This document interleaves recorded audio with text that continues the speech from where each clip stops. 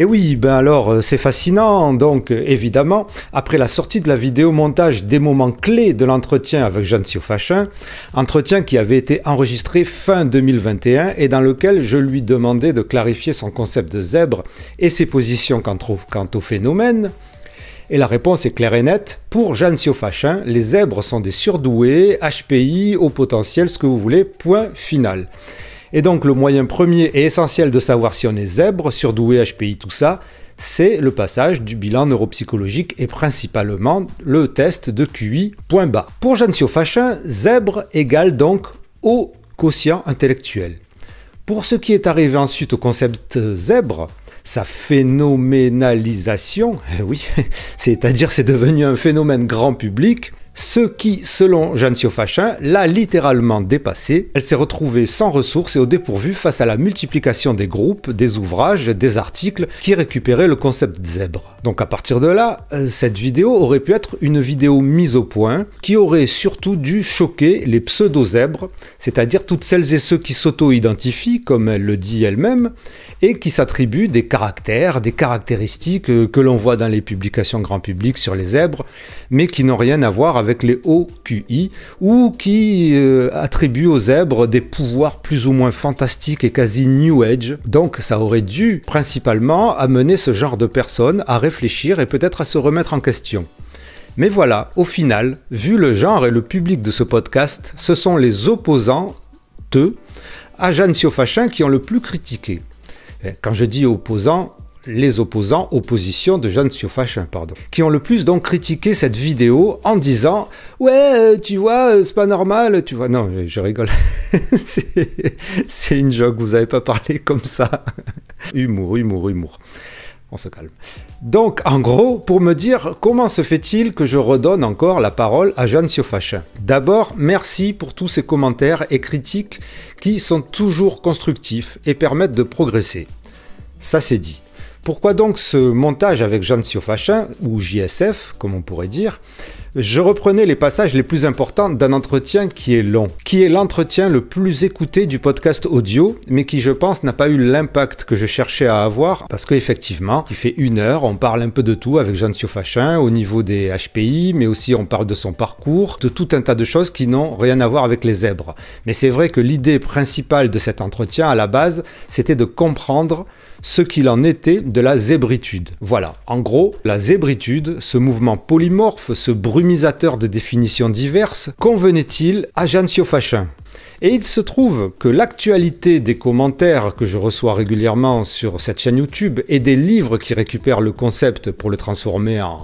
Voilà, sont toujours là. Donc j'ai trouvé important d'y revenir. Il y a un truc intéressant, c'est que beaucoup de gens, à propos de cet entretien, pense que Jeanne Siofachin a répondu ce genre de réponse parce qu'elle était dans ce podcast précisément ou parce qu'elle avait envie de se justifier. Mais en fait, une des raisons pour lesquelles je me suis vraiment dit c'est le bon moment pour la contacter, c'est que j'étais tombé avant cet entretien sur une vidéo d'elle interrogée par une autre personne qui avait l'air un peu perdue parce qu'elle est coach hypersensibilité et autodiac zèbre et qu'au final Jeanne Siofachin l'a plus ou moins recarré sur certains points. C'est donc une vidéo qui a 2-3 ans peut-être dans laquelle elle disait déjà « Pour moi, les zèbres sont des hauts potentiels intellectuels, hauts QI, surdouance, c'est la même chose » et blablabli, tout ce qu'elle dit dans l'entretien avec Intensément. Donc non, elle ne m'a pas piégé pour me dire ces phrases-là alors qu'elle ne les pense pas, puisqu'elle les avait déjà formulées de la même manière dans une autre chaîne YouTube qui n'était pas du tout anti-zèbre. Donc il est possible qu'elle ait dit des choses différentes il y a 20 ans,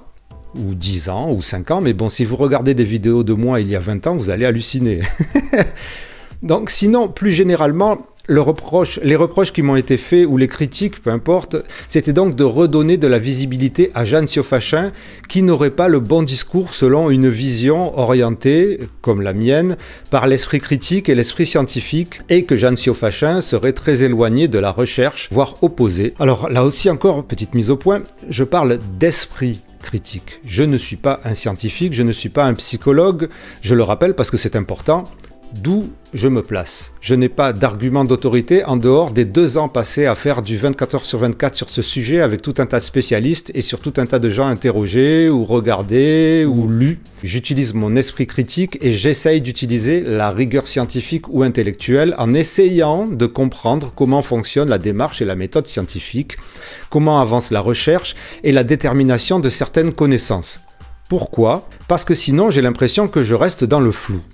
C'est mon avis, c'est ma manière de fonctionner qui n'a pas été toujours comme ça. Mais en tout cas, je trouve que pour ce podcast, c'est la meilleure manière de proposer des choses. C'est-à-dire, je préfère dire « je ne sais pas, on ne sait pas, et voilà où en sont les données scientifiques, voilà où en est l'état de la connaissance », plutôt que d'émettre des hypothèses qui ensuite, par le biais d'une médiatisation et la réseau-socialisation, ou le bouche à oreille, comme on l'appelait autrefois, deviennent des théories populaires qui deviennent ensuite des réalités alors que cela n'a jamais été prouvé. C'est le cas par exemple du lien qu'il y aurait entre hypersensibilité et HPI, lien que ferait Jeanne Siofachin. Et pour l'instant, comme vous le savez, rien de scientifique ne permet de prouver ce lien. Et d'ailleurs, la semaine prochaine, l'invité du podcast sera Pascal Michelon, neuroscientifique qui vient de publier un livre sur le cerveau HPI et hypersensible selon les neurosciences. Super intéressant et donc je vous recommande de le lire. Peut-être avant de voir l'entretien, nous allons aller vachement plus loin. Le lien pour le livre est en description. À droite, à gauche, dans le monde et dans la France, il y a des voix plus ou moins scientifiques, certaines très scientifiques, certaines vachement moins scientifiques, qui parlent non pas d'hypersensibilité, puisque l'hypersensibilité c'est en fait la récupération d'un concept auquel on a appliqué une sémantique française, et la signification des mots et leur origine est très importante pour savoir de quoi on parle ou à qui vous avez affaire. Et donc, on parle de surexcitabilité, d'ultrasensibilité ou de très haute sensibilité ou haute sensibilité tout simplement, qui serait peut-être chez certains HPI une composante de leur personnalité ou alors un symptôme de pathologie ou trouble coloré par le haut QI comme le TSA, le TDAH ou l'anxiété. Tout cela reste flou, ça reste à déterminer, la science n'a encore rien du tout à ce sujet, il n'y a aucun consensus ni scientifique ni psychologique, la psychologie étant tout de même une science. Il faudrait définir ce qu'est la sensibilité, à quel niveau, comment la mesurer, et ensuite, quelle serait l'existence de l'hypersensibilité dans la population tout venant. Vous verrez avec Pascal Michelon qui va nous expliquer ça bien mieux. Il y en a qui font le lien tout en le rappelant cet état de fait scientifique. Et dans notre entretien complet à écouter ici, c'est ce que Jeanne Siofachin précise en disant qu'elle fait partie de cette branche de la psychologie qui considère que l'hypersensibilité, enfin l'overexcitability ou l'ultrasensibilité est importante. Vous pouvez, et avec raison parfois, relever des détails, des anecdotes et des citations anciennes où elles se contrediraient. Pour moi, Jeanne Siofachin s'est prêtée au jeu en connaissance de cause, et si elle a choisi de le dire de cette manière, je ne pense pas que c'était pour brouiller les pistes. Et si elle continue comme elle le fait à échanger avec moi par message, c'est bien qu'elle considère ses propos et leur interprétation comme importants. Actuellement, dans les commentaires critiques, il est dit aussi que JSF considère que la clinique est plus importante que la recherche. Donc je rappelle, la clinique c'est tout le travail qui est fait sur les patients dans les cabinets et la recherche c'est tous les travaux qui sont soi-disant hors sol, en labo, devant un ordi. Mais en fait vous pensez bien qu'il n'y a rien qui soit hors sol d'un côté et terre à terre de l'autre. La plupart des psychologues ou neuropsychologues utilisent les deux. Il y a beaucoup de gens que j'ai interrogés qui savent faire la part des choses et qui savent justement utiliser la recherche et la clinique en même temps. Pourquoi ? Parce que cela leur paraît très incroyable de constater des trucs dans leur cabinet qui seraient différents de ce que les études à grande échelle sur un temps long constatent, et inversement proportionnels, j'espère que vous me suivez. Alors d'où vient cet antagonisme réel ou supposé entre la clinique et la recherche ? Eh bien, j'ai pas fait mes recherches là-dessus, et donc je prendrai le temps de faire une vidéo là-dessus. JSF serait-elle de ces personnes qui placent la clinique en avant ? C'est possible, ce qui ne veut pas dire qu'elle ne considère pas la recherche comme n'étant pas importante. Elle le dit d'ailleurs dans l'entretien complet et elle me l'a confirmé dans un message que j'ai reçu après l'apparition de la vidéo. Mais je comprends le trouble de beaucoup d'entre vous. Et le trouble qui m'a pris par exemple tout récemment sur cet antagonisme recherche clinique. Il y a eu une publication récente sur une conférence de Nicolas Gauvry, le chercheur bien connu, sur l'ennui des enfants à haut potentiel intellectuel. Le titre de la publication qui était partagée sur Facebook était « Nicolas Gauvry déclare que les enfants HPI ne s'ennuient pas plus à l'école que les autres enfants, mais ils s'ennuient différemment. Étude à l'appui ». Pour moi, c'est une phrase qui me paraît tout ce qu'il y a de plus compréhensible, pertinente, instructive et qui donne matière à avancer.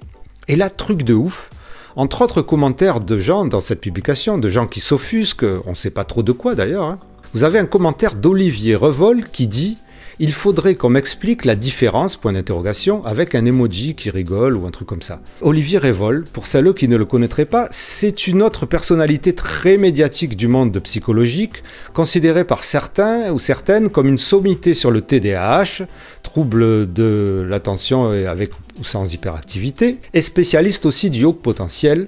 Il fait d'ailleurs souvent des conférences en parallèle avec Jeanne Siofachin. Je pense qu'ils sont plus ou moins d'accord sur leurs positions respectives au niveau des hauts potentiels intellectuels, mais c'est mon opinion. Vous avez donc un Olivier Revol qui reprend cette phrase « Il faudrait qu'on m'explique la différence ». Mais là, je me dis, c'est incroyable. Encore une fois, vous imaginez qui est Olivier Revol ? Qui je suis? Le gars a 30 ans d'expérience de psychologie, de clinique, d'écriture de bouquins, de participation à des émissions de TV, de travaux avec des chercheurs, etc. etc. Alors comment est-il possible qu'Olivier Revol ne comprenne pas une phrase aussi simple que ça? Comment n'arrive-t-il pas à comprendre la portée de la nuance qui est inclue dans cette phrase, l'ampleur même finalement de cette précision, et ne pas la comprendre dans sa globalité? Mystère.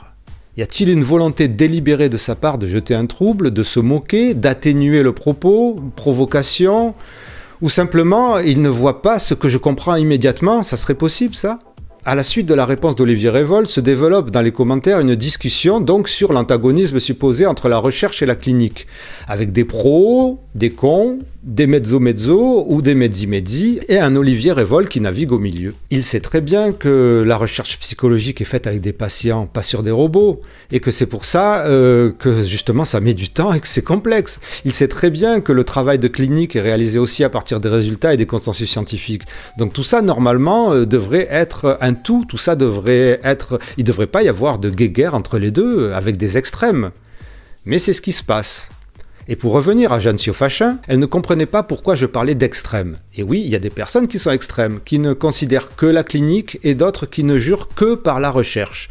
Des personnes qui ne sont que dans les données scientifiques les plus strictes, et des gens qui sont dans des mondes peuplés d'enfants indigogos, dont les parents seraient des reptiliens. C'est pas aujourd'hui que je vais trancher et que je vais pouvoir les convaincre. Pour ce qui concerne en tout cas un autre point de vue qui est revenu assez souvent dans les critiques, c'est de dire que de donner la parole à Jeanne Siofachin, ça serait donner la parole à quelqu'un qui est à l'origine de stéréotypes pathologisants, décidément aujourd'hui, des HPI et de l'effet Barnum. Eh bien encore une fois, si je vous dois la réalité, oui, son livre « Trop intelligent pour être heureux » est considéré par beaucoup comme étant générateur d'effet Barnum, mais j'en ai lu de grands passages, et j'ai surtout eu le témoignage de pas mal de gens qui l'avaient lu.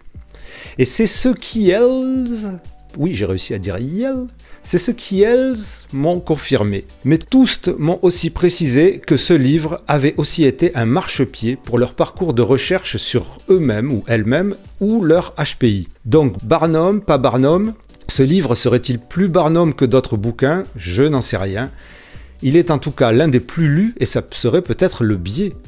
De par la notoriété acquise par Jeanne Siofachin, la médiatisation du personnage fait que les gens la voient comme chef de file ou responsable de l'effet Barnum.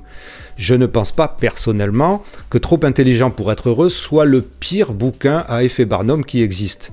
C'est sûr que certains extraits que j'ai lus me donnent à penser que j'aurais beaucoup à redire ou à vérifier après la lecture de ce livre, et c'est bien pour toutes ces raisons que je l'ai invité.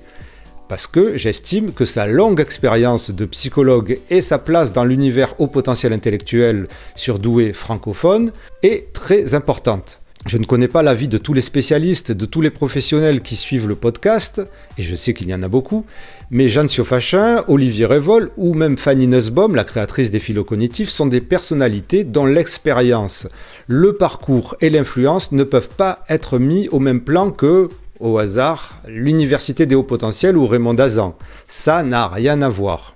On peut très bien faire tous les débunkages ou fact-checking de Jean Siofachin, et il faut le faire s'il y en a besoin, ou critiquer ses positions, un peu trop New Age ou trop flou quelquefois, et il n'y a aucun souci à ça, on peut avoir une discussion avec elle, mais ça n'a rien à voir avec le discours décousu et halluciné de Raymond Hazan, ça n'a rien à voir avec les méthodes alambiquées et louches de l'université des hauts potentiels, ou tout autre wannabe guru style. Wannabe guru style. C'est pas le même registre pour comprendre l'univers au potentiel intellectuel et faire avancer nos connaissances et comprendre le pourquoi du comment. Peut-être que oui, je devrais donner aussi la parole à Raymond Hazan. Le problème, c'est que soit je vais me mettre à rire à chacune de ses réponses, soit je vais la braquer, et je parle dans ses positions, je ne parle pas la dérober de ses bijoux.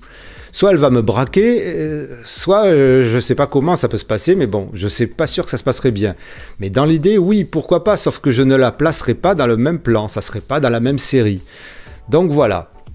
C'était juste une petite piqûre de rappel pour dire que c'est la raison pour laquelle je reviens très souvent dans ce podcast sur l'idée d'ouverture d'esprit critique. Ce podcast a débuté dans une recherche du pourquoi, du comment de tout ce bazar sur les hauts potentiels intellectuels, surdoués, HPI et ES, surdoués et ES, pardon, et compagnie. Et petit à petit, il a intégré dans son ADN l'esprit critique et scientifique, mais il a appris à nuancer la recherche et l'info fiable par une ouverture d'esprit critique parce que justement, nous sommes dans un domaine super complexe et sur lequel on ne peut pas dire ça commence là, ça se termine là et basta. J'ai bien l'impression que ce n'est pas comme ça que ça fonctionne, sinon Nicolas Gauvry, par exemple, ne se serait pas lancé dans des recherches sur l'hypersensibilité. Voilà, donc le podcast va continuer à essayer de rechercher l'info la plus fiable possible en comparant les sources, en vérifiant tout ce qu'il faut, blablabla. Vous le savez, c'est super important, vous aussi, de faire de même. Et très prochainement, avec Pascal Michelon, donc, sur les neurosciences des hypersensibles et des HPI. Très bientôt aussi avec Sébastien Hague sur la pensée en arborescence. Là aussi, on aurait pu attaquer Jean Siofachin sur ce concept qu'elle a créé et j'ai choisi de ne pas le faire et je pense que j'ai bien fait parce qu'on verra avec Sébastien Hague que si scientifiquement cela n'existe pas scientifiquement, il y a peut-être quelque chose à creuser en nuances, si on veut, avec une pelle de nuances. J'espère que cet épisode vous aura été utile et qu'il vous aura apporté. Si vous voulez m'aider à continuer à faire des entretiens aussi intéressants, s'il vous plaît, considérez que ce podcast ne survit que grâce à vos dons. Une campagne pour l'aider a été lancée il y a 2-3 mois, il y a un lien pour ça dans la description. Je vous remercie grandement et je remercie évidemment intensément toutes celles et ceux qui ont déjà fait ponctuellement ou régulièrement un don et qui me permettent là pour l'instant de vous dire on se voit dans la prochaine vidéo. Intensément, c'est le podcast Divergent. Intensément, c'est le show potentiel.